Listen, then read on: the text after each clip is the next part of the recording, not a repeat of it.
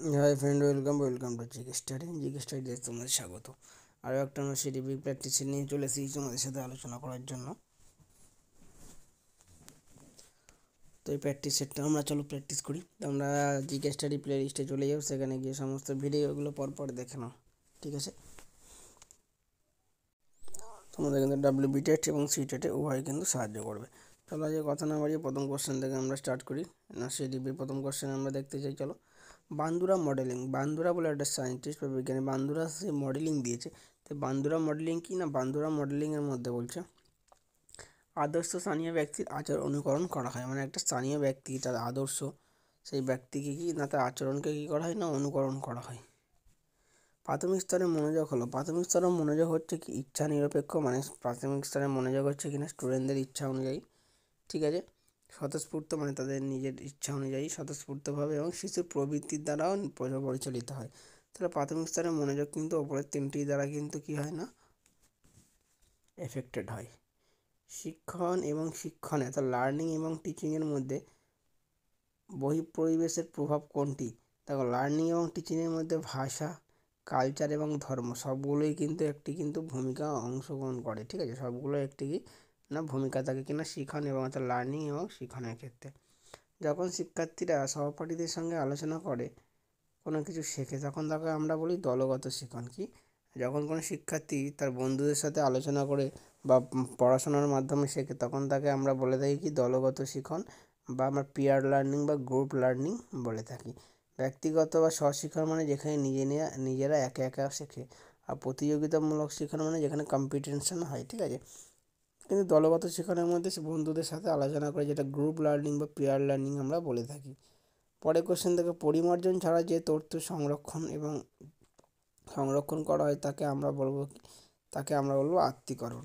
পরিমার্জন ছাড়া মানে কোনো যে তথ্যকে কোনোভাবে চেঞ্জ না করে আমাদের ব্রেনের মধ্যে আমরা সেই তথ্যগুলোকে স্টোর করি বা সংরক্ষণ করি, সেটাকে আমরা বলবো আত্তীকরণ, ঠিক আছে?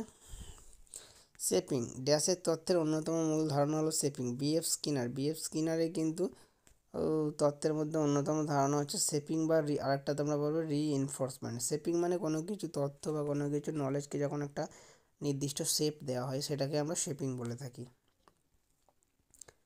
পরে কোশ্চেন দেখো, ক্রমশ বিলুপ্ত হওয়া শর্তাধীন প্রক্রিয়াকে কী বলা হয়? ক্রমশ বিলুপ্ত হওয়া যে কোনো প্রক্রিয়াকে আমরা বা যে কোনো জিনিসকে আমরা বলি এক্সটিংশন। কি, এক্সটিংশন, যেগুলো ক্রমশভাবে আস্তে আস্তে বিলুপ্ত হয়ে যাচ্ছে। কার্যকরী স্মৃতি কাকে বলে? এই কোশ্চেন আমাদের বারবার রিপিট হয়েছে। কার্যকরী স্মৃতি বলা হয় স্বল্পস্থায়ী স্মৃতি, যে স্মৃতি আমাদের ব্রেনের মধ্যে 25 থেকে 30 সেকেন্ড বর্তমান থাকে, আমরা বলি কার্যকরী স্মৃতি। শিখনের প্রচেষ্টা ভুল তথ্যটি কে দিয়েছে? শিখনের প্রচেষ্টা ভুল তথ্যটি, এটা আমরা জানি থর্নডাইকের দেওয়া। ট্রায়াল অ্যান্ড এরার মেথড, এটা কার দেওয়া? থর্নডাইকের।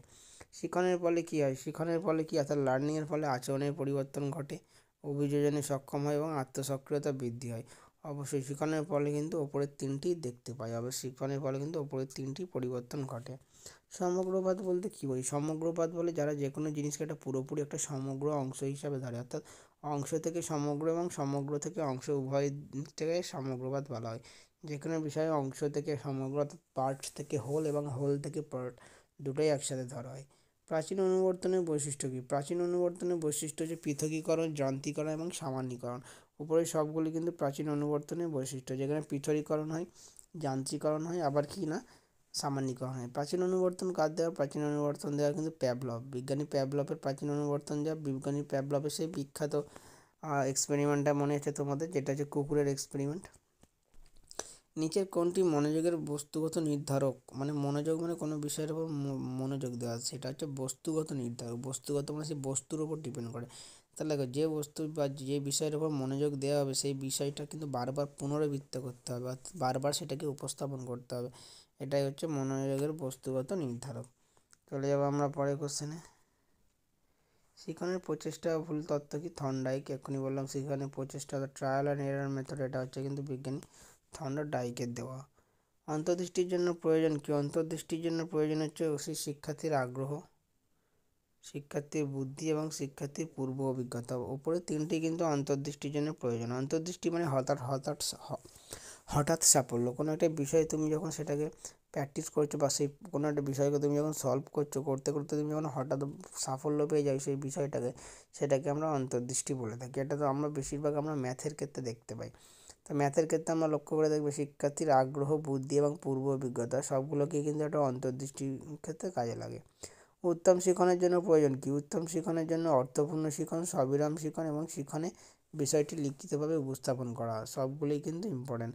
উত্তম শিখন মানে ভালোভাবে শিখন, ভালোভাবে শিখনের ক্ষেত্রে অর্থপূর্ণভাবে শিখতে হবে, সবিরাম শিখতে হবে এবং শিখন বিষয়টিকে লিখিতভাবে উপস্থাপন করতে হবে। তার উপরে সবকটাই কিন্তু উত্তম শিখনের জন্য ভেরি ভেরি ইম্পর্ট্যান্ট। দেখো আবার একই কোশ্চেন রিপিট হয়েছে। কার্যকরী স্মৃতি কাকে বলা হয়? কার্যকরী স্মৃতি বলা হয় কিন্তু অল্পস্থায়ী স্মৃতি, যে স্মৃতিটা আমাদের ব্রেনের মধ্যে 30 সেকেন্ড থাকে। আর তাৎক্ষণিক স্মৃতি মানে যে স্মৃতিটা আমাদের ব্রেনের মধ্যে 4 থেকে 5 সেকেন্ড থাকে, সেটাকে আমরা বলি তাৎক্ষণিক স্মৃতি। এবং দীর্ঘস্থায়ী স্মৃতি মানে যেটাকে আমাদের ব্রেনের মধ্যে অনেকক্ষণ বা অনেক সময় ধরে দীর্ঘস্থায়ী প্রভাব ফেলে যে স্মৃতিটা, সেটাকে দীর্ঘস্থায়ী স্মৃতি বলি। দীর্ঘস্থায়ী স্মৃতিকে বলা হয় সিম্যান্টিক মেমোরি এবং অল্পস্থায়ী স্মৃতি বলা হয় কার্যকরী স্মৃতিকে স্বল্পস্থায়ী স্মৃতি বলা হয়। আচরণবাদী মনোবিজ্ঞানীরা ব্যক্তির আচরণকে কীভাবে ব্যাখ্যা করে? আচরণবাদী মনোবিজ্ঞানীরা ব্যক্তির আচরণকে উদ্দীপক এবং প্রতিক্রিয়ার সাথে ব্যাখ্যা করে, অর্থাৎ এসআর মডেল হিসেবে ব্যবহার করে। কারা? আচরণবাদী মনোবিজ্ঞানরা কিন্তু উদ্দীপক এবং প্রতিক্রিয়া হিসেবে ব্যবহার করে। শিখনের কোন তত্ত্বে বুদ্ধি সর্বাপেক্ষা গুরুত্ব? বুদ্ধি সর্বাপেক্ষা গুরুত্ব হচ্ছে অন্তর্দৃষ্টির ক্ষেত্রে। অন্তর্দৃষ্টি মানে কি? হঠাৎ সাফল্য, তোমাদের বললাম কিছুক্ষণ আগে। তো এই অন্তর্দৃষ্টির ক্ষেত্রে কিন্তু কী হচ্ছে না, বুদ্ধির গুরুত্ব সর্বাপেক্ষা। সেখানে কি হয়? সেখানে হয় কি, শিক্ষার্থীর আগ্রহ, সেই বিষয়ে কতটা আগ্রহ আছে, তার পূর্ব অভিজ্ঞতা কতটা আছে এবং শিক্ষার্থীর বুদ্ধি, তিনটে বিষয় কিন্তু জরুরি অন্তর্দৃষ্টির জন্য। প্রাচীন অনুবর্তন শিখনটি কৌশলটি হলো সক্রিয় অভ্যাস। আচ্ছা, প্রাচীন অনুবর্তন যেটা বিজ্ঞানী প্যাভলভ দিয়েছে, সেই প্যাভলভের ক্ষেত্রে সেটা হচ্ছে সক্রিয় অভ্যাস নির্ভর করা। প্যাভলভের সেই বিড়ালে কুকুরের পরীক্ষাটা সবাই মনে আছে, যেখানে কুকুরের সামনে খাবার দেওয়া হয় এবং ঘন্টা বাজালে কুকুরের মুখ থেকে লালা ফলে। তাহলে এটা কিন্তু একটা অভ্যাস কুকুরের, তাই না? তো প্রাচীন অনুবর্তন কিন্তু সক্রিয় অভ্যাসের উপর নির্ভর করে। ঠিক আছে, তারপরে দেখো শিখন হলো একটা অর্জিত প্রক্রিয়া। না না, এটা ভুল। শিখন হলো কিন্তু একটা কি, আচ্ছা অপশানগুলো ভালো করে দেখি। শিখন অর্থাৎ লার্নিং একটা অর্জিত প্রক্রিয়া, সহজাত প্রক্রিয়া। লার্নিং একটা অর্জিত প্রক্রিয়া, ঠিক। অর্জিত মানে কি? যেখানে আমাদের শিখতে হয়, যেটা আমরা জন্মগতভাবে পাই না। ঠিক আছে, আমাদের শিখন আমরা জন্মগতভাবে পাই না, তাই না? তাহলে শিখতে গেলে কিন্তু আমাদের অর্জিত মানে আমাদের সেটাকে আদায় করে নিতে হয়, অর্জন করতে হয়। তাহলে শিখন হচ্ছে অর্জিত প্রক্রিয়া। নিচের কোন মনোবিজ্ঞান শিখনের উপর আলোড়ন সৃষ্টিকারী পরীক্ষা করেনি? স্পিয়ারম্যান কিন্তু শিখনের লার্নিংয়ের উপরে কোনো পরীক্ষা করেনি। ঠিক আছে, কে না? বিজ্ঞানী স্পিয়ারম্যান লার্নিংয়ের উপরে কোনো পরীক্ষা করেনি। পরের কোশ্চেনে আমরা চলে যাবো। পরের কোশ্চেনে আমাদের কী বলছে চলো দেখি। পরের কোশ্চেন বলছে নিচের কোনটি শিখনের উদ্দেশ্য নয়? মানে শিখন মানে কি না, লার্নিংয়ের উদ্দেশ্য নয়। শিখনের উদ্দেশ্য নয় হচ্ছে বৃদ্ধি বা বিকাশকে নিয়ন্ত্রণ করা, অর্থাৎ ডেভেলপমেন্ট বা গ্রোথ বা ডেভেলপমেন্টের কোনো প্রভাব ফেলে না শিখন। ঠিক আছে, শিখন কিন্তু গ্রোথের উপর কোনো প্রভাব ফেলে না। গ্রোথ মানে আমাদের যে হাইট, ওয়েট যেগুলো বেড়ে যাচ্ছে, এগুলোকে আমরা শিখন বৃদ্ধি বলে থাকি। ঠিক আছে, পরের কোশ্চেনে আমরা চলে যাই। ব্যবহারবাদীরা ব্যক্তির আচরণকে কীভাবে ব্যাখ্যা করে? ব্যবহারবাদীরা, এক্ষুনি বললাম, ব্যবহারবাদীরা কিন্তু ব্যক্তির আচরণকে উদ্দীপক এবং প্রতিক্রিয়া হিসেবে ব্যবহার করে, অর্থাৎ স্টিমুলাস এবং রেসপন্স হিসাবে কিন্তু ব্যবহারবাদীরা ব্যাখ্যা করে। নিচের কোনটি সঠিক নয়? নিচের কোনটি সঠিক নয়? দেখো, অন্তর্দৃষ্টির মতবাদের প্রবক্তা হলেন প্যাভলভ। না, এটা হচ্ছে অন্তর্দৃষ্টি মতের প্রবক্তা হচ্ছে বিএফ স্কিনার। প্যাভলভ হচ্ছে প্রাচীন অনুবর্তন। ঠিক আছে, অন্তর্দৃষ্টি হচ্ছে প্যাভলভের নয়। নিচের কোনটি সঠিক নয়? চলো কোনটি সঠিক নয় আমরা দেখি। নিচের তোমরা দেখতে পাবে প্রাচীন অনুবর্তিত প্রক্রিয়াটি অন্তত একবার অনুবর্তনের পূর্বে থাকতেই হবে, অন্যদিকে সক্রিয় অনুবর্তনে এর কোনো প্রয়োজন নয়। এটা ভুল, এটা কিন্তু সঠিক নয়। কার্যকরী স্মৃতি, দেখো একই কোশ্চেন বারবার রিপিট হচ্ছে। কার্যকরী স্মৃতিকে আমরা বলতে পারি স্বল্পস্থায়ী স্মৃতি। চলে এবার আমরা পরের কোশ্চেন। স্মৃতির সহায়ক পদ্ধতিগুলি হলো, মানে কোনো কিছু স্মৃতি বা মেমোরিকে আমাদের মধ্যে, তার মধ্যে সহায়ক পদ্ধতি হলো লকি পদ্ধতি, প্রথম অক্ষর কৌশল পদ্ধতি এবং বর্ণনামূলক পদ্ধতি। প্রত্যেক পদ্ধতির মাধ্যমে কিন্তু আমাদের যে কোনো বিষয়কে আমাদের ব্রেনের মধ্যে স্টোর করে রাখতে পারি কি না, সেগুলোকে স্মৃতি আমাদের ব্রেনের মধ্যে স্মৃতি হিসাবে রাখতে পারি। প্রথম অক্ষর কৌশল, বর্ণনামূলক পদ্ধতি এবং লকি পদ্ধতি। স্মৃতির কয়টি উপাদান? স্মৃতির আমরা 3টি উপাদান বলতে পারি, তাই না? স্মৃতির 3টে উপাদানের মধ্যে প্রথম হচ্ছে শিখতে হবে। স্মৃতির 3টে উপাদানের মধ্যে প্রথমটা কি? কোনো কিছু শেখা হচ্ছে শিখন, তারপর সেটাকে সংরক্ষণ করা ব্রেনের মধ্যে রিটেনশন, তারপর সেটাকে পুনরুত্থাপন করা যেখানে আমাদের সেই স্মৃতিটা প্রয়োজন হবে। ঠিক আছে, তাহলে এই তিনটে হচ্ছে স্মৃতির উপাদান। স্ট্যাচিস্টোস্কোপ এবং ম্যাসন-ডিক্স যন্ত্র ব্যবহার করা হয় যথাক্রম মনোযোগের পরিসর এবং মনোযোগের চঞ্চলতা পরিমাপের জন্য কিন্তু এই দুটো স্কেল বা যন্ত্র ব্যবহার করা হয়। নিচের কোনটি প্রকৃত অর্থে শিখন, মানে কোনটি অ্যাকচুয়ালি লার্নিং? রুমনি 2 বছর বয়সে তার 4 বছরের দিদি কীভাবে জল খায় সেটা সে শিখে ফেলেছে, তাই না? মানে রুমনি তার বয়স কম কিন্তু তার দিদির বয়স বেশি। রুমনির বয়স 2, তার দিদির বয়স 4, কিন্তু সে তার দিদি কীভাবে জল খায় সেই প্রক্রিয়াটি সে দেখে দেখে শিখে ফেলেছে। তাহলে এটা কিন্তু সে অ্যাকচুয়ালি কি না, তার শিখন বা লার্নিং প্রসেসটা কি ভালো হয়েছে। কোনটি সঠিক নয়? কোনটি সঠিক নয়? শিখন সহজাত, এটা কিন্তু সঠিক নয়। শিখন হচ্ছে অর্জিত, মানে কি শিখনকে আমাদের শিখতে হয়, অর্জিত প্রক্রিয়া। তাহলে শিখন সহজাত, এটা হচ্ছে ভুল। চলে যাবো আমরা পরের কোশ্চেন। শৈশব অর্থাৎ 2 বছরের পূর্বে অধিকাংশ শিখন কীভাবে হয়? শৈশব মানে হচ্ছে আমাদের কি 2 বছর বা তার পূর্বে যে অধিকাংশ শিখন কীভাবে হয় জানো? অধিকাংশ শিখন হয় কিন্তু প্রাচীন অনুবর্তনের মাধ্যমে। প্রাচীন অনুবর্তন মানে কি, যেখানে হচ্ছে কি না প্র্যাকটিস বা যেখানে হচ্ছে অভ্যাসের মাধ্যমে কিন্তু শেখে শিশুরা, সেটাকেই আমরা প্রাচীন অনুবর্তন বলে থাকি। যেটা দিয়েছে বিজ্ঞানী প্যাভলভ। চেষ্টা ও ভ্রান্তি দিয়েছে বিজ্ঞানী থর্নডাইক। অন্তর্দৃষ্টি দিয়েছে কোহলার এবং সক্রিয় অনুবর্তন দিয়েছে বিজ্ঞানী কি বিএফ স্কিনার। কিছুক্ষণ আমি এক জায়গায় বলেছিলাম অন্তর্দৃষ্টি হচ্ছে বিএফ স্কিনার দিয়েছে, না ওটা বিএফ স্কিনার হবে না, ভুল বলেছিলাম, ওটা হবে কিন্তু কোহলার। ঠিক আছে, তাহলে শৈশব বয়সে অর্থাৎ 0 থেকে 2 বছর বয়সের মধ্যে বা তার 2 বছর পূর্বে বয়সে শিশুরা অভ্যাসের মাধ্যমে শেখে। তাহলে অভ্যাসের মাধ্যমে যেটা শেখে সেটাকে আমরা বলবো প্রাচীন অনুবর্তনের মধ্যে, সেটাকে আমরা ফেলবো। উত্তর বাল্যকালে শিশু অধিকাংশ শেখে। উত্তর বাল্যকাল মানে বাল্যকালে পরের যে স্টেজটা, বাল্যকাল মানে আমরা বলতে পারি 2 থেকে 6 বছর বয়সটাকে আমরা বলতে পারি। যাই হোক, তা উত্তর বাল্যকালে শিশুরা কীভাবে শেখে? চেষ্টা ও ভ্রান্তি, মানে তারা চেষ্টা করে এবং সেখানে যদি ভুল হয় আবার তারা সেটাকে ভুলটাকে সংশোধন করে আবার করে। তাহলে চেষ্টা ও ভ্রান্তির মাধ্যমে শেখে। সক্রিয় অনুবর্তনের মাধ্যমে শেখে। কি সক্রিয় অনুবর্তনের মাধ্যমে শেখে? এবং অন্তর্দৃষ্টির সাহায্যেও শেখে। অন্তর্দৃষ্টির সাহায্যে মানে বারবার চেষ্টা করতে করতে হঠাৎ সাফল্য পাওয়াকে অন্তর্দৃষ্টি বলে। তাহলে ওপরে এই 3টি ভাবেই কিন্তু একটা না হচ্ছে উত্তর বাল্যকালের উত্তর বাল্যকালের একটা শিশু বা ছেলে শেখে। কিন্তু প্রাচীন অনুবর্তনের মাধ্যমে একমাত্র কখন থেকে 0 থেকে 2 বছর বয়স, মানে যেটা শিশুরা একদম অভ্যাসের মাধ্যমে যে বয়সকালটা, মানে 0 থেকে 2 বছর পর্যন্ত, এই বয়সকালে শিশুরা কি অভ্যাসের মাধ্যমে শেখে, মানে প্রাচীন অনুবর্তনের মাধ্যমে শেখে। তারপরে কিন্তু সক্রিয় অনুবর্তন, চেষ্টা ভ্রান্তি এবং অন্তর্দৃষ্টি, এই 3টে হচ্ছে উত্তর বাল্যকাল বয়সে শেখে। নিচের কোনটি শিখনের মৌলিক তত্ত্ব? উপরে সবগুলি কিন্তু শিখনের তত্ত্ব, তাই না? চেষ্টা ভ্রান্তি কে দিয়েছে? থর্নডাইক দিয়েছে। সক্রিয় অনুবর্তন বিএফ স্কিনার। অন্তর্দৃষ্টি কোহলার। সবগুলোই কিন্তু শিখনের তত্ত্ব। ঠিক আছে, পরেরটা দেখি চলো। দেখো পরেরটা দেখো 37 দাগের কোশ্চেনটা বিভিন্নভাবে ছটা বৈশিষ্ট্য দিয়েছে। এবার বলতে হবে সেটা কোন বিজ্ঞানী। উদ্দেশ্যহীনভাবে চেষ্টা করা, হঠাৎ সাফল্য, যখন কিছু আমরা হঠাৎ সাফল্য পেয়ে যাই তখন মনে রাখবে সেটা হচ্ছে কি, সেটা হচ্ছে অন্তর্দৃষ্টি। তাহলে হঠাৎ সাফল্য আমরা অন্তর্দৃষ্টি বলতে পারি। অন্তর্দৃষ্টি দিয়েছে বিজ্ঞানী কি বিজ্ঞানী কোহলার। দেখো আমরা দুটো অপশানের মধ্যে কিন্তু অ্যান্সার পেয়ে গেলাম। থর্নডাইকের শিখনের নীতিগুলির মধ্যে কোনটি সঠিক নয় মানে কোনটি ভুল? থর্নডাইক কিন্তু সামগ্রিক প্রতিক্রিয়ার নীতি বলে কোনো নীতি দেয়নি। থর্নডাইক কিন্তু সামগ্রিক প্রতিক্রিয়ার নীতি বলে কোনো নীতি থর্নডাইকের দেওয়া নেই। নিচের কোনটি সঠিক? দেখো প্রচেষ্টা ও ভুল নীতির শিক্ষাগত তাৎপর্য কী? প্রচেষ্টা বা ট্রায়াল এবং এরার মেথডের শিক্ষাগত তাৎপর্যটা কিন্তু হচ্ছে উপরেই সবগুলি হবে।